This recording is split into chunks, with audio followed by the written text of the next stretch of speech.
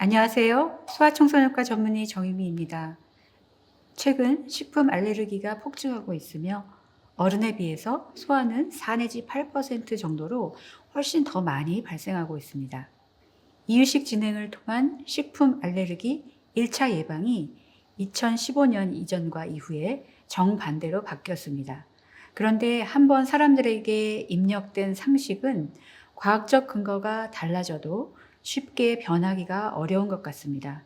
그래서 오늘은 약 7년 전에 바뀐 이유식으로 식품 알레르기 예방하는 방법을 알아보겠습니다.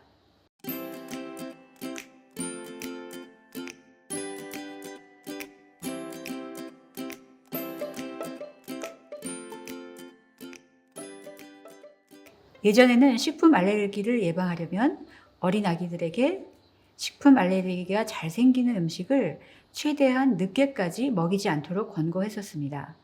그러던 것이 2008년에는 그런 음식을 미룰 필요가 없다는 것으로 지침이 바뀌었고 2015년부터는 돌 전 어린 시기에 알레르기 유발 음식을 먹기 시작하면 오히려 식품 알레르기 예방에 도움이 된다는 근거가 쌓이고 있습니다.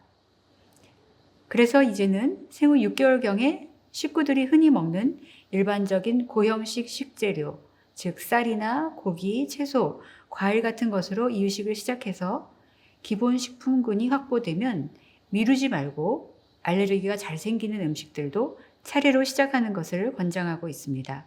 즉 계란, 유제품, 밀가루, 호두, 땅콩, 콩, 생선, 갑각류 같은 것을 돌, 두 돌, 세 돌까지 미루지 않고 일찍 먹이는 것입니다.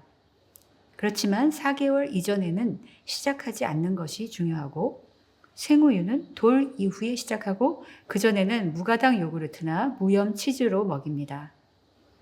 시작할 때는 어린이집이나 식당이 아니라 집에서 그리고 한 번에 한 가지씩 처음에는 조금씩 먹이기 시작해서 점차 양을 늘립니다. 만일 이상 반응이 없으면 평소 식단에 넣어서 일주일에 여러 번, 수개월 이상 계속 규칙적으로 먹입니다.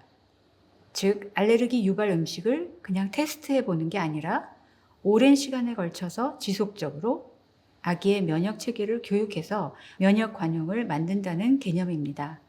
하지만 알레르기는 개인차가 워낙 심하기 때문에 만약 알레르기 유발 음식을 먹고 나서 두드러기 같은 이상 반응이 나타날 경우는 즉각 중단하고 소아청소년과 진료를 받아야 합니다.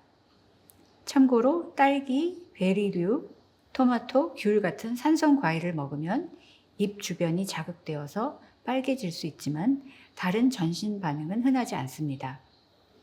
아토피 피부염이 있는 아기도 마찬가지입니다. 이유식 시작할 때부터 너무 걱정하면서 미리부터 이것저것 음식을 모두 가려서는 안 됩니다.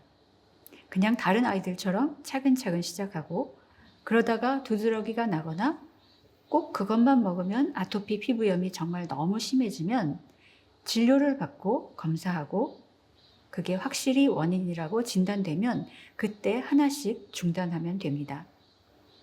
미리부터 성장과 발달에 꼭 필요한 이런 단백질 음식을 다 안 먹이면 아기는 영양이 결핍되고 편식이 생기고 또 알레르기를 예방할 수 있는 기회마저 잃게 되는 것입니다. 소아 아토피 피부염은 되게 심하지 않기 때문에 미리부터 알레르기 검사를 다 하고 음식을 먹여야 하는 게 아닙니다. 증상이 없는데 검사를 하면 잘 먹고 있던 것이나 앞으로 먹어도 아무 문제가 없을 것들도 양성으로 나오는 경우가 많고 그러면 또 실제로 식품 알레르기가 아닌데도 쓸데없이 음식을 금하고 안절부절 걱정하는 사태가 생깁니다. 물론 아주 드물게 일반적인 치료를 해도 조절이 안 되는 심한 경우라면 식품 알레르기에 대한 평가를 할 수는 있습니다. 다른 음식보다 알레르기 유발 식품을 늦게 시작하는 것이 식품 알레르기를 예방하는 데 도움이 된다는 근거가 없고 일찍 시작하고 평소에 계속 먹으면 식품 알레르기가 덜 생긴다는 점 꼭 기억하시기 바랍니다. 아토피 피부염이 있어도 알레르기 검사하지 말고 그냥 먹이세요.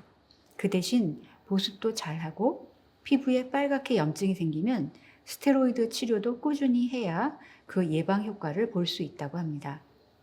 치료뿐 아니라 성장과 발달, 그리고 식습관 같은 것을 동시에 신경 써야 하는 어린 아이들의 경우, 특히 삶의 질이라는 측면에서 예방이 아주 중요하기 때문에 6개월의 이유식 시작할 때까지 미리 이런 내용을 잘 알아두고 시작과 동시에 차근차근 진행하시기 바랍니다.